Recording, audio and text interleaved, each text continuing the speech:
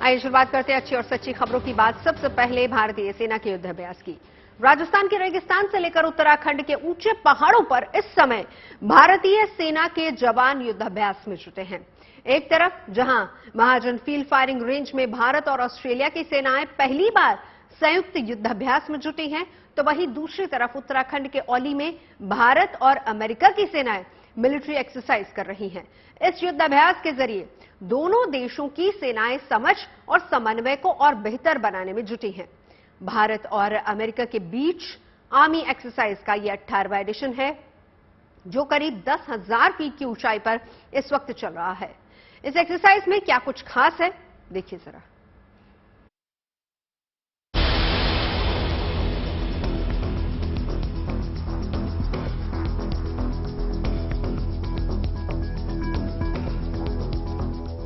10,000 feet की ऊंचाई पर भारत और अमेरिका की सेनाओं का ये पराक्रम युद्धाभ्यास का हिस्सा है, जो इन दिनों उत्तराखंड के औली में चल रहा है।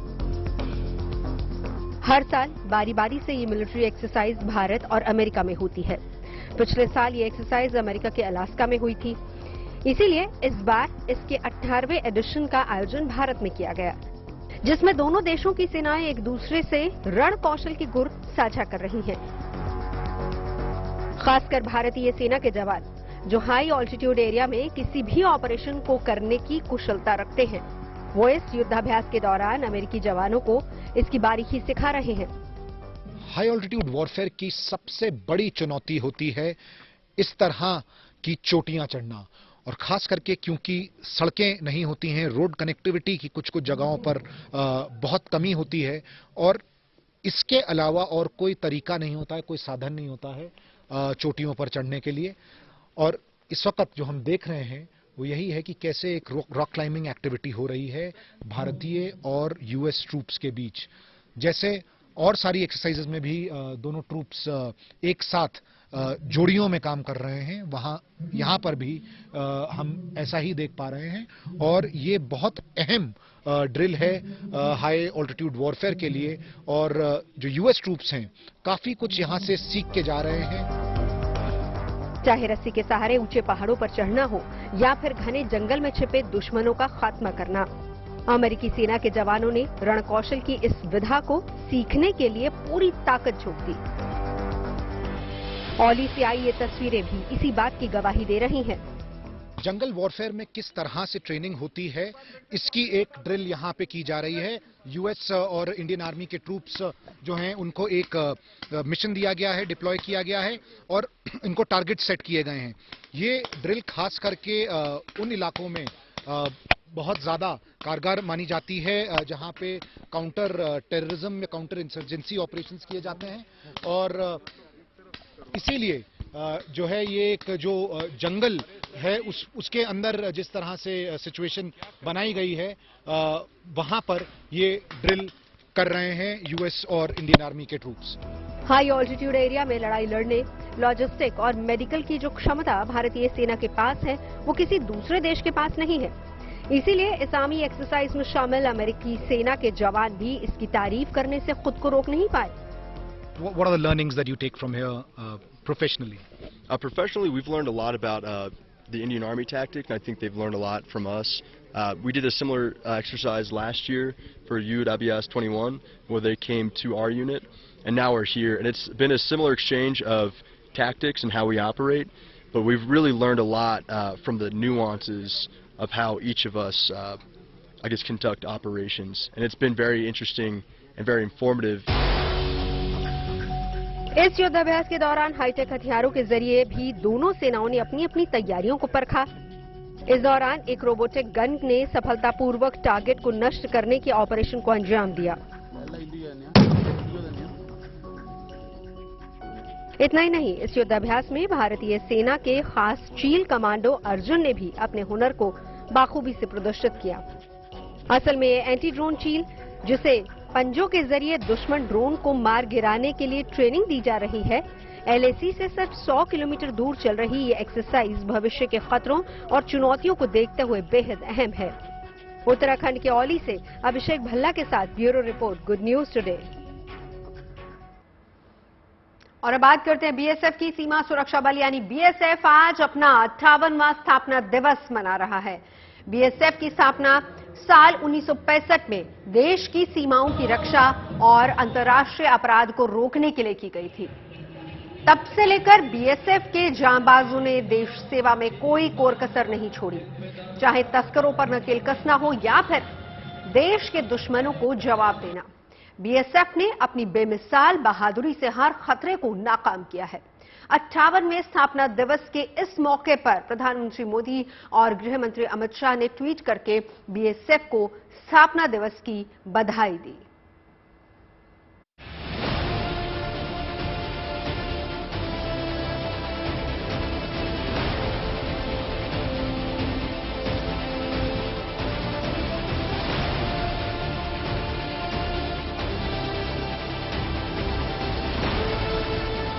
जम्मू कश्मीर से लेकर पंजाब और राजस्थान तक,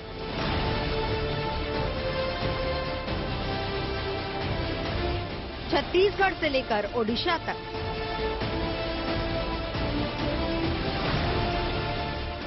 बीएसएफ के जवान 24 घंटे देश सेवा में मुस्तैद रहते हैं। चाहे तपता रेगिस्तान हो या बर्फीली चोटियां या फिर जंगल, दुश्मन की साजिशों को नाकाम करने के लिए बीएसएफ के शौर्य और साहस का कोई सानी नहीं है। देश की सुरक्षा में इतनी अहम भूमिका निभाने वाली बीएसएफ आज अपना 58वां स्थापना दिवस मना रही है। इस मौके पर प्रधानमंत्री नरेंद्र मोदी और गृह मंत्री अमित शाह ने ट्वीट करके बीएसएफ को बधाई दी, साथ ही उनके शौर्य और साहस की तारीफ की। प्रधानमंत्री ने अपने संदेश के साथ बीएसएफ जवानों की कुछ तस्वीरें भी ट्वीट की, जिनको देखकर किसी भी भारतीय का सीना गर्व से चौड़ा हो जाए। इसी तरह we are making another outreach programme at Tanot. Tanot is in Jaisalmer. Jaisalmer से करीब 120 किलोमीटर दूर एक मंदिर है जहां पे माना जाता है कि 1971 की लड़ाई में जितने भी बम गिरे, मंदिर के आसपास जो भी बम गिरे वो एक भी नहीं फूटा और आसपास जो गिरे वो फूटा। मान्यता अच्छी है और आज भी लगभग 1-1.5 हजार लोग वहां जाते हैं। स्थापना दिवस के मौके पर ये तस्वीरें आई हैं जम्मू कश्मीर से, जहां बीएसएफ जवान देशभक्ति के तरानों पर जमकर थिरके।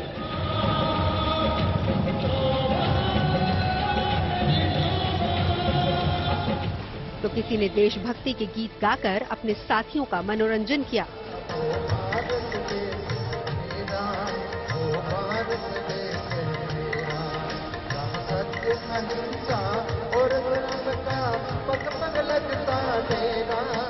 इस मौके पर जवानों के खाने पीने का भी खास इंतजाम वहां किया गया था। साथ ही बीएसएफ अधिकारियों की ओर से कुछ लोगों को सम्मानित भी किया गया। एलसी पर हमारे जवान तैनात हैं। एलसी पे काफी मेजर्स लिए गए हैं आर्मी द्वारा और बीएसएफ द्वारा, जिससे कि हमारी सीमाएं और ज्यादा प्रोटेक्टेड रहें। Anti infiltration obstacle systems, advance systems, then smart border management system, वो सब कई जगह पे लगाए गए हैं और उनमें और भी इम्प्रूवमेंट हो रहा है।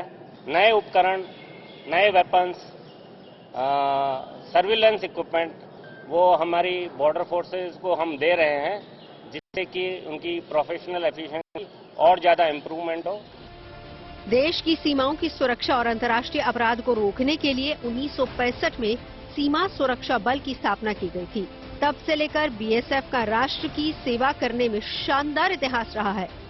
चाहे आतंकी और घुसपैठियों से निपटना हो या फिर नक्सलियों और तस्करों से, बीएसएफ के रणबांकुरे दुश्मन की हर हरकत का मुंहतोड़ जवाब देने के लिए हमेशा तैयार रहते हैं। वक्त के साथ साथ बीएसएफ जवानों की चुनौतियां बढ़ी हैं। ऐसे में इन चुनौतियों से निपटने के लिए बीएसएफ लगातार खुद को अपग्रेड भी कर रहा है, ताकि वक्त रहते देश के खिलाफ होने वाली किसी भी साजिश को नाकाम किया जा सके। ड्रोन के द्वारा स्मगलिंग ऑफ आर्म्स और स्मगलिंग ऑफ ड्रग्स एक नया चैलेंज उभरा है और उस उभरते चैलेंज को देखते हुए बीएसएफ हेडक्वार्टर से और डिफरेंट फ्रंटियर से काफ़ी मेजर्स लिए हैं। एंटी ड्रोन टेक्नोलॉजी जो काफ़ी जगह अवेलेबल है, काफ़ी हमारी मेक इन इंडिया कंपनीज भी बना रही हैं, उन इक्विपमेंट को हम एग्जामिन कर रहे हैं। देश के दुश्मनों से निपटने के अलावा बीएसएफ ने प्राकृतिक आपदाओं के वक्त भी अहम भूमिका निभाई है। चाहे बाढ़ से जूझ रहे लोगों को बचाना हो या फिर बर्फ में फंसे लोगों की जिंदगी बचानी हो, बीएसएफ ने वक्त पड़ने पर अपने अदम्य साहस का परिचय दिया। और यही वजह है कि 2,65,000 की क्षमता वाली इस फोर्स पर 130 करोड़ हिंदुस्तानियों को नाज है। दिल्ली से जितेंद्र बहादुर सिंह के साथ bureau report, good news today. Pakistan और बांग्लादेश से लगती 6300 किलोमीटर से अधिक लंबी सरहद की निगरानी की जिम्मेदारी बीएसएफ के पास है। तस्करों, आतंकी और घुसपैठियों को रोकने के साथ साथ दुश्मन ड्रोन को रोकने के लिए भी बीएसएफ कई जरूरी कदम उठाती रहती है। बीते कुछ सालों में बीएसएफ ने कई ड्रोन साजिशों को नाकाम किया है। ऐसे में अब सरहदों की निगरानी के लिए ये फोर्स 5000 से ज्यादा कैमरे लगा रही है। और इस बात की जानकारी खुद बीएसएफ के डीजी पंकज कुमार सिंह ने हमारे सहयोगी जितेंद्र बहादुर सिंह के साथ साझा की। भारत पाकिस्तान सीमा पर ड्रोन इस समय बहुत बड़ी समस्या बना हुआ है। इस पर हमारे साथ बातचीत करने के लिए मौजूद हैं DG BSF Pankaj Kumar Singh. Sir, जिस तरीके से ड्रोन एक बड़ा चैलेंज है आप लोगों के लिए, उससे निपटने के लिए किस तरीके से आप लोग कोशिश कर रहे हैं? देखिए, ड्रोन वास्तव में एक चैलेंज है और इससे निपटने के लिए हमने कई स्तर पे अपने प्रयास किए हैं। सर्वप्रथम तो हमने कुछ एंटी ड्रोन सिस्टम्स बॉर्डर पे लगाए हैं और ये भी काफ़ी इफेक्टिव काम कर रहे हैं। पर जैसा आपको विदित है कि बॉर्डर काफ़ी बड़ा है और इसमें चप्पे चप्पे पर हर स्थान पर एंटी ड्रोन सिस्टम लगाना वर्तमान में संभव नहीं है। शनय शनय अवश्य लगा पाएंगे। किंतु इसके पश्चात हमने ये भी देखा है कि हम यदि इन डेप्थ, यानी कि देखिए, ड्रोन से कभी भी कहीं भी कोई व्यक्ति कोई चीज़ यदि गिराएगा बॉर्डर के उधर से, चाहे वो हथियार हो या ड्रग, तो उसको लेने कोई ना कोई व्यक्ति अवश्य आएगा। और ऐसा ही हमको इंट्रोगेशन में भी पता चला है कि ये एक कार्य प्रणाली इस तरह के अवांछनीय तत्वों द्वारा अपनाई जाती है। तो लेने आए हमने इन डेप्थ पेट्रोलिंग, यानी 2 से 3 किलोमीटर बॉर्डर से अंदर जाके भी स्टेट पुलिस की मदद से पेट्रोलिंग शुरू की है और उससे भी अच्छे रिजल्ट्स आए हैं। और एक स्टेट ने करीब 300 व्यक्ति हमको एक्स्ट्रा दिए हैं, जिससे हम इन डेप्थ पेट्रोलिंग भी कर रहे हैं। उसी प्रकार से हमने ये भी देखा है कि जो लोग पकड़े जा रहे हैं उनके इंट्रोगेशन में क्या क्या नई चीज़ें आ रही हैं। जैसे हमने पाया कि जहां हमने इन डेप्थ पेट्रोलिंग ज़्यादा सघन कर दी है, तो ये लोग 10 किलोमीटर आगे 5 किलोमीटर पीछे चले जाते हैं। तो इस तरह के एक सरप्राइज एलिमेंट भी हमने रखा है कि आज कहाँ, कल कहाँ, कहीं और इस तरह से पेट्रोलिंग करें। और लास्टली हमने कुछ अच्छे इंसेंटिव्स भी अपने जवानों को बॉर्डर्स में बताए हैं कि यदि आप एक ड्रोन मार गिराएंगे, क्योंकि एक लगभग असंभव सा कार्य है घनी रात में एकदम घुप अंधेरे में एक छोटे से टारगेट को आसमान में गिरा देना, तो पर लड़कों ने बहुत अच्छे प्रयास किए हैं और बड़े अच्छे रिजल्ट्स आए हैं। पिछले पूरे साल में, जहां 2021 में हमने मात्र 1 ड्रोन गिराया था, इस साल करीब 16 ड्रोन हमारे लड़कों ने गिराए हैं। तो मेरे ख्याल से अच्छी उपलब्धि है। सर्वेलेंस सिस्टम्स हमारे पास जितने हैं वो पूरे हैं और हम और अच्छे से अच्छे में, जैसा मैंने आपको भी बताया, लगभग बॉर्डर्स पे भारत सरकार ने भी काफ़ी इसमें हमारी मदद की है और बड़ी भारी राशि उपलब्ध कराई है, जिसके फलस्वरूप लो कॉस्ट टेक्नोलॉजी सॉल्यूशंस बड़ी भारी मात्रा में इस समय हम और लगाने जा रहे हैं, जिससे सर्वेलेंस अवश्य ही और अच्छा होगा। और यही मात्र दिन ही नहीं, रात में भी किसी भी प्रकार का यदि अंधेरे में या कोहरे में भी देखने की हमारी सामर्थ्य रहेगी और हम इस तरह की चीज को विफल कर पाएंगे। सरहद पर बीएसएफ के वीर जवानों की कुर्बानियों की वजह से ही हम महफूज हैं। चाहे भारत पाकिस्तान की सीमा पर खून जमा देने वाला सियाचिन ग्लेशियर हो या फिर गर्मी में झुलसा देने वाला राजस्थान का थार मुरसल, सीमा सुरक्षा बल के जवानों की वजह से ही पाकिस्तान का हर नापाक मंसूबा हर बार नाकाम होता है और हर बार बीएसएफ के रणबांकुरों की वजह से ही पाकिस्तान को उसकी छोटी सी हरकत का भी मुंह तोड़ जवाब मिलता है। सीमा की रखवाली 57 साल पुरानी एक फोर्स के हवाले है और उनकी मुस्तैदी की वजह से ही हम रात में चैन की नींद सो पा रहे हैं। पिछले 5 दशक से ज्यादा वक्त से सीमा प्रहरी मुस्तैदी से हमारी सुरक्षा कर रहे हैं। ऐसे में हमें बीएसएफ के अस्तित्व में आने की वजह को जानने की जरूरत है, क्योंकि 1965 में भारत पाकिस्तान युद्ध से पहले बीएसएफ का कोई अस्तित्व नहीं था। इस लड़ाई से पहले पाकिस्तान से लगी 3,323 किलोमीटर की सीमा की जिम्मेदारी स्टेट आर्म्ड पुलिस बटालियन पर थी। 1965 के युद्ध में भारत के सरदार शौकी, चारबेर और बेरिया बेट पर पाकिस्तानी सेना ने हमला किया तो स्टेट रिजर्व पुलिस और सीआरपीएफ ने मिलकर पाकिस्तानी सैनिकों को पीछे धकेल दिया। लेकिन उस वक्त बीएसएफ जैसे किसी संगठन की जरूरत महसूस हुई जो इस तरह के हमलों से निपटने में माहिर हो, और इसी सोच ने बीएसएफ यानी बॉर्डर सिक्योरिटी फोर्स को जन्म दिया। तारीख थी 1 दिसंबर 1965। पाकिस्तान से लगी अंतर्राष्ट्रीय सीमा की निगरानी के लिए बीएसएफ अस्तित्व में आई। हालांकि बीएसएफ अब भारत पाकिस्तान सीमा के अलावा भारत बांग्लादेश की सीमा की भी सुरक्षा करती है। अब सवाल उठता है कि बीएसएफ पर कौन कौन सी जिम्मेदारियां हैं और इसका निर्वाह बीएसएफ 50 से ज्यादा साल से किस तरीके से करती आ रही है। चाहे युद्ध छिड़ा हो या फिर शांति का समय हो, बीएसएफ के जवान हमेशा मुस्तैद रहते हैं और अपनी ड्यूटी को बाखूबी निभाते हैं। शांति के समय में वो हमारी सीमाओं की रक्षा करते हैं, सीमा पार से होने वाले अपराधों पर लगाम लगाते हैं। इसके अलावा बीएसएफ पर घुसपैठ, अवैध प्रवास और सीमा पर होने वाली तस्करी को रोकने की भी जिम्मेदारी है। सीमा पर मौजूद रहते हुए खुफिया सूचना जुटाना भी बीएसएफ की जिम्मेदारियों में शामिल है। जबकि युद्ध के दौरान बीएसएफ की जिम्मेदारी और ज्यादा बढ़ जाती है। सीमा पर जहां कहीं भी सैनिकों की जरूरत पड़ती है वहां बीएसएफ के जवानों को भेजा जाता है, जहां वो एक तय दायरे में रहकर युद्ध लड़ते हैं। बीएसएफ देश का एकमात्र सशस्त्र बल है जिसके पास अपना हवाई विंग, समुद्री विंग और आर्टिलरी विंग है। दूसरे देशों के सशस्त्र बलों की तुलना में बीएसएफ कई मामलों में बहुत अलग है। वो दुनिया का सबसे बड़ा सुरक्षा बल है। बीएसएफ की 186 बटालियन है जिनमें 2,57,000 से ज्यादा जवान हैं। इसके अलावा बीएसएफ की ऊंट और डॉग विंग भी है। बीएसएफ की 3 battalion national disaster response force में भी काम करती हैं, जो कोलकाता, गुवाहाटी और पटना में तैनात हैं। मौजूदा समय में बीएसएफ की सभी अंतर्राष्ट्रीय और आंतरिक सीमाओं की सुरक्षा की जिम्मेदारी है, लेकिन खास तौर पर इस बहादुर फोर्स का फोकस पश्चिम में भारत पाकिस्तान सीमा तो पूरब में भारत बांग्लादेश सीमा है, जहां से सबसे ज्यादा घुसपैठ और तस्करी के मामले सामने आते हैं। हालांकि दोनों देशों से सटी सीमाओं पर देश के दुश्मनों के खिलाफ एक फोर्स के तौर पर बीएसएफ का सक्सेस रेट बहुत ऊंचा है। बीएसएफ के जवान सिर्फ आतंकियों को मार गिराने और घुसपैठिए तस्करों को पकड़ने में ही कामयाब नहीं हुए हैं, बल्कि पिछले 4 सालों की अगर बात करें तो बीएसएफ के जवानों ने करीब 8600 करोड़ से ज्यादा के ड्रग्स अपने कब्जे में लिए हैं, जिनमें हेरोइन शामिल है।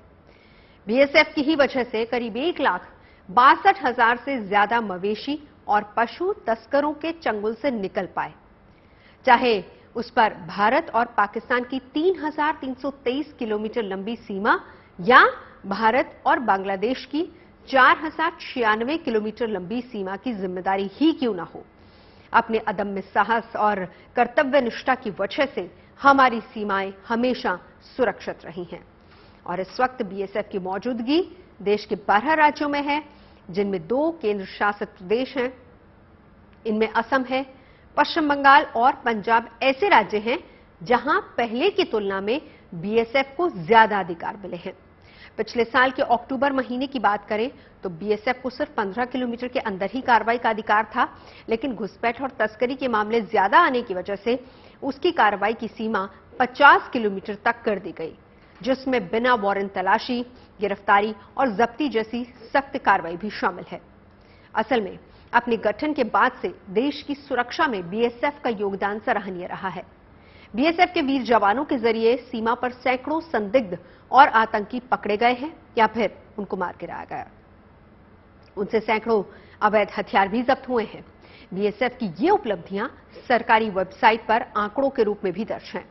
सिर्फ पिछले 3 साल के ही रिकॉर्ड को अगर खंगालें तो सीमा प्रहरियों ने देश को महफूज रखने में कोई कसर नहीं छोड़ी।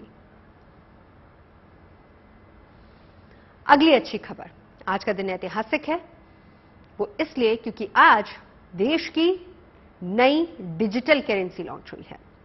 ई रूपी को आम आदमी के लिए लॉन्च कर दिया गया है, यानी अब आपको पॉकेट में नोट रखने की जरूरत नहीं है और न ही किसी भी थर्ड पार्टी ऐप के भरोसे रहने की जरूरत है। दरअसल ई रूपी करेंसी का डिजिटल रूप है जो ब्लॉकचेन टेक्नोलॉजी पर आधारित है। ये दो तरह की है, सीबीडीसी होलसेल और सीबीडीसी रिटेल। इसकी वैल्यू भी मौजूदा करेंसी के बराबर है और सबसे बड़ी बात, इसको भी फिजिकल करेंसी की तरह ही एक्सेप्ट किया जाएगा। क्यों खास है डिजिटल करेंसी और इसे लाने की जरूरत क्यों पड़ी, आइए देखते हैं। Today is a historic day when India's central bank digital currency Retail Pilot has been launched for a closed user group. न कैश की टेंशन, न पेमेंट का झंझट और न ही इंटरनेट की जरूरत। बाजार में खरीदारी करनी हो या फिर किसी को पैसे देने हो, अब आसानी से मुमकिन हो गया है, क्योंकि देश में आम आदमी के लिए ई रुपए की शुरुआत हो चुकी है।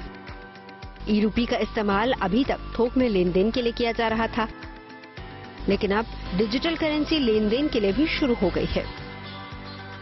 मतलब ये कि अब हम और आप ही आपस में डिजिटल रूपी यानी ई रुपए के जरिए ट्रांजैक्शन कर सकते हैं। फिलहाल डिजिटल रूपी को आरबीआई ने पायलट प्रोजेक्ट के तौर पर शुरू किया है, जिसकी सेवा अभी केवल 4 बड़े शहरों में ही मिल रही है। इसमें दिल्ली, मुंबई, बेंगलुरु और भुवनेश्वर शामिल हैं। इन 4 शहरों में रहने वाले लोग ई रुपए का इस्तेमाल कर सकते हैं, यानी आम आदमी को न ही कैश जेब में रखकर चलने की जरूरत पड़ेगी और न ही किसी थर्ड पार्टी ऐप द्वारा ऑनलाइन पेमेंट की कोई मजबूरी होगी। डिजिटल रुपए से ग्राहक आपस में लेन देन के साथ ही किसी भी दुकान से खरीदारी भी कर सकते हैं। डिजिटल रुपए से जुड़े इस पायलट प्रोजेक्ट के लिए 8 बैंकों की पहचान की गई है, लेकिन पहले चरण की शुरुआत state bank of India, ICICI bank, yes bank, IDFC first bank के माध्यम से की गई है। डिजिटल करेंसी लाने के पीछे का मकसद लेन देन आसान करना है और इसका सबसे बड़ा फायदा ये है कि इससे काले धन और मनी लॉन्ड्रिंग पर भी रोक लगेगी। इसके अलावा मुद्रा छापने का खर्च भी घटेगा। जाहिर है देश को नई करेंसी मिलने से फायदा हो सकता है। अभी केवल 4 ही शहरों में डिजिटल रूपी को एक्टिव किया गया है, लेकिन धीरे धीरे पूरे देश में इसे लागू किया जाएगा। दरअसल आरबीआई ने इसे चरणबद्ध तरीके से लॉन्च करने का फैसला किया है, जिसका पहला चरण लॉन्च हो चुका है और अगले चरण में इसमें 9 शहरों को शामिल किया जाएगा। इस लिस्ट में अहमदाबाद, गैंगटॉक, गुवाहाटी, हैदराबाद, इंदौर, कोच्चि, लखनऊ, पटना और शिमला का नाम है। आरबीआई ने सबसे पहले 1 नवंबर को थोक सेगमेंट में डिजिटल रुपए का पायलट प्रोजेक्ट शुरू किया था और अब रिटेल सेगमेंट में डिजिटल रुपए को लॉन्च किया गया है। Bureau report, good news today. चलिए डिजिटल रुपए को अब आपको समझाते हैं। डिजिटल रुपी आपकी जेब में रखे नोट से बिल्कुल अलग होगा।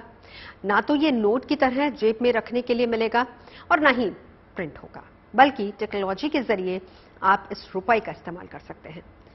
साफ शब्दों में अगर हम समझाएं तो डिजिटल करेंसी मुद्रा का ही एक रूप है जो केवल डिजिटल या इलेक्ट्रॉनिक रूप में ही उपलब्ध होता है। इसे डिजिटल मनी, इलेक्ट्रॉनिक करेंसी भी कहा जा सकता है। इसकी खास बात यह है कि डिजिटल इकोनॉमी को बिग बूस्ट देने वाली है। इससे जुड़े कई सवाल हैं, जैसे कि ई रूपी यूपीआई से कैसे अलग होगा, बिना इंटरनेट के कैसे काम करेगा डिजिटल रूपी, ई रूपी को लाने की वजह क्या है, जब पहले से ही डिजिटल पेमेंट के ऑप्शंस हमारे पास हैं तो नया मोड ऑफ पेमेंट क्यों। तो आपके इन सभी सवालों के जवाब देंगे, लेकिन उससे पहले आपको बता दूं कि आपके हाथ में रखा नोट और डिजिटल रुपी, इन दोनों में अंतर क्या रहेगा। आपके हाथ में रखा नोट रुपए की फिजिकल फॉर्म है, जबकि ई रुपया डिजिटल फॉर्म में होगा। रुपया जारी करने के लिए छपाई करनी पड़ती है, लेकिन ई-रुपया जारी करने के लिए केवल एक क्लिक की जरूरत होगी, यानी छपाई की कोई झंझट नहीं है। इसे आप ऐसे भी समझ सकते हैं कि 100 रुपए का नोट छापने में 15 से 17 रुपए का खर्च आता है, लेकिन इसमें छपाई की तुलना में बहुत कम खर्च होगा। रुपए का हमेशा फटने, खराब होने या फिर खोने का डर रहता है, ऐसी संभावना रहती है, लेकिन ई-रुपए के साथ ऐसा बिल्कुल नहीं होगा। सबसे बड़ी बात, कितना भी पैसा हो कोई चोरी नहीं कर सकता, यानी फिजिकल रुपया चोरी हो सकता है, लेकिन ई-रुपए की चोरी की संभावना नहीं है। और अक्सर नकली नोट बनाकर जालसाजी की जाती है। रुपया नकली हो सकता है, लेकिन ई-रुपया नकली नहीं हो सकता, यानी ई-रुपया काफी फायदेमंद साबित हो सकता है। लेकिन अब सवाल यह है कि जब पहले से ही हमारे पास डिजिटल पेमेंट की सुविधाएं, तमाम ऑप्शंस हैं, तो हमें नए पेमेंट मोड की जरूरत क्यों पड़ गई? यानी जब हम पहले से ही यूपीआई से ट्रांजैक्शन कर रहे हैं, तो फिर नई करेंसी क्यों? इसके लिए आपको इन दोनों का अंतर समझना होगा। यूपीआई का ट्रांजैक्शन बैंक से बैंक में होता है। फर्ज कीजिए किसी एक बैंक की अगर हम बात कर ले, आपके पास आईसीआईसी बैंक है और आपने एसबीआई बैंक को पैसे दिए या फिर उनसे लिए, तो वो बैंक टू बैंक ट्रांजैक्शन कहलाएगा। लेकिन डिजिटल करेंसी का बैंक से कोई लेना देना नहीं है। यूपीआई डिजिटल ट्रांजैक्शन है, जबकि ई-रुपया डिजिटल करेंसी है, जो कि कैश की तरह ही होगा। और सबसे बड़ी बात, कैश की तरह इस पर आरबीआई के साइन होंगे। यूपीआई में एक बैंक का दूसरे बैंक से लेन देन होता है, यानी कोई भी बैंक, जैसे मैंने आपको बताया कि आईसीआईसी बैंक वाला किसी दूसरे बैंक से पैसे ले सकता है, दे सकता है, और वो नजर सिर्फ दोनों बैंक ही रखेंगे। हालांकि इनकी निगरानी के लिए आरबीआई भी होता है, लेकिन इसकी जिम्मेदारी बैंक पर होती है, बैंक की जवाबदेही इसमें होती है।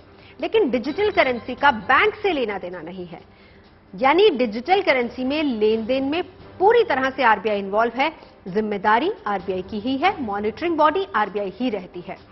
यूपीआई एक्टिव करने के लिए बैंक अकाउंट होना जरूरी है, जबकि डिजिटल करेंसी में बैंक अकाउंट खोलने की कोई जरूरत नहीं है। यूपीआई में अकाउंट के साथ एटीएम का होना भी जरूरी है, लेकिन डिजिटल करेंसी में केवल वॉलेट की जरूरत होती है, जिसके लिए आपका पैन नंबर ही काफी होता है। डिजिटल करेंसी को और विस्तार से समझने के लिए हमने आर्थिक मामलों के जानकार बिजनेस टुडे के मैनेजिंग एडिटर सिद्धार्थ जरबी से बात की। जहां इंटरनेट नहीं है, या सिग्नल ड्रॉप हो गई, या टेलीकॉम कंपनी का टावर गिर गया, या कहीं जंगल में है, देहात में है, पैसे की जरूरत पड़ी, तब ई-रुपया चल पाएगा? जी, बेसिकली जो पर्पस ई-रुपया का है वो यही है कि ये जो हिंटरलैंड है, गांव है, दूर दूर की जगह है, वहां चलना चाहिए। तो डेफिनेटली इसका बैंडविड्थ आपके नेट बैंकिंग से और मोबाइल बैंकिंग से ज्यादा होगा। हम लोग सुनते रहते हैं कि आए दिन कि आज बैंक का ऐप काम नहीं कर रहा, पावर आउटेज हो गया, मोबाइल बैंकिंग आउटेज हो गया। ये बहुत कॉमन हमने प्रॉब्लम सुनी हुई है, क्योंकि ये ई-रुपया आपकी ब्लॉकचेन टेक्नोलॉजी के ऊपर है, तो इसका पर ट्रांजैक्शन जो आपका बैंडविड्थ है वो ज्यादा होगा। और अनुमान यही है कि आउटेजेस की जो प्रॉब्लम है वो कम होगी, और ये हिंटरलैंड में भी अच्छे से काम करना चाहिए। इसका मेन पर्पस लॉन्च करने का यही है।